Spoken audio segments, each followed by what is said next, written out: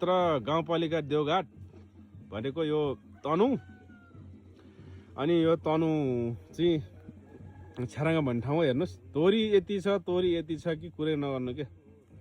ल हेर्नु पुरै सुन्तला छ। यो माथिमा त सुन्तला हेरि नसक्नु छ। तोरीबारी हेर्नुहोस्। मेरो साथी हो उहाँ गएको त्यहाँ राजा रानी नुहाउँथ्यो अरे पहिला, त्यही हेर्नको यहाँ मनि गएको। म पहिला सानोमा चाहिँ त्यहाँ म नुहाउनु आउँथेँ, त्यो हेरेको। पारिपट्टि हेर्नु नि दुबुङ अनि त्यसपछि जरम नरम। ल हेर्नु त मेरो गाउँ हेर्नु। म यो बिचको डाँडा चाहिँ हेर्नु, यो देखेको बस्ती हो। यो चाहिँ मेरो गाउँ। ल हो यो मेरो बस्ती हो। ल हेर्नु यो मेरो बस्ती, मैले जुम गरेर तानेको।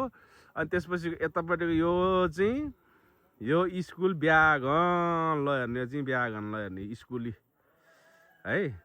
अब त्यसपछि अब यता कता मलाई थाहा छैन, डी छ यता कता कता छ। गाउँ त टन्नै छ।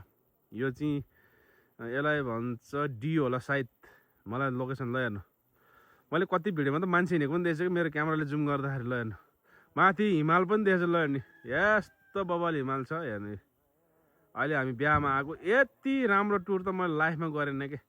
मनाङमुस्ताङ जानुभन्दा कम छैन क्या। तोरीबारी टन्नै छ। हेर्नुहोस् है त्यो खुर्सानी त कुरा नगर्नु कि आमामा यति पिरो छ कि खुर्सानी कुरा नगर्नुहोस् कि। यो हो गाई चाहिँ यहाँ बाँधिरहेको छ। यहाँ यस्तै छ गाउँतिरको चाहिँ गाई बस्ती यसरी नै छोड्ने।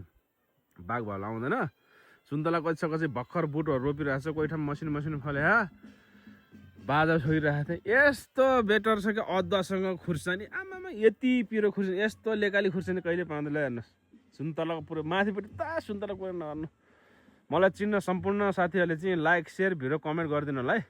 अरू देखाउँदैछ भ्युजहरू। म बाजा चाहिँ मैले खिच्न सकिनँ किन अलि त्यो अलि ठिक लागेन कि मलाई। तोरीबारी हेर्नु कति राम्रो छ।